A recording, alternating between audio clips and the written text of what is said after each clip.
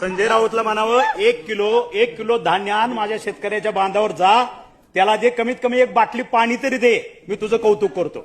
आता ह्याच्यामध्ये कारण बाळासाहेबांचं त्यांनी काय घेतलं, बाळासाहेबांची आम्हाला शिकवण आहे 80% समाजकारण आणि 20% राजकारण.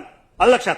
हा भोंगा सकाळी 7ला चालू होतो, रात्री 9 पर्यंत चालू होतो, त्याला फक्त उणिवा काढणं. पण शेतकऱ्याच्या बांधावर जाऊन आज त्यांचा एक पदाधिकारी कुठल्या शेतकऱ्याच्या बांधावर गेलेला दिसतो का? 1 किलो धान्य कोणाच्या घरात जाऊन त्यांचा आसरू पुसायचं काम केलंय का? भाऊ आज करत नाहीत. कोल्हापूरला ज्यावेळेस झालं त्यावेळेस सुद्धा लाखो रुपयाचे लाखोच्या लोकांच्या मदतीला त्यावेळेस भाऊच उभा राहिले होते. त्यावेळेस नाव तुमचं होतं, करणारे आम्ही होतो.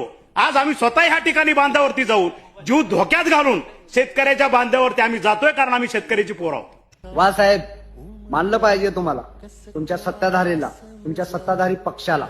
अरे जे सत्तेत आहेत ते तर बांधावर जात नाहीत का? तर त्यांचे कपडे घाण होते. अरे तुम्ही जर शेतकऱ्याला मदत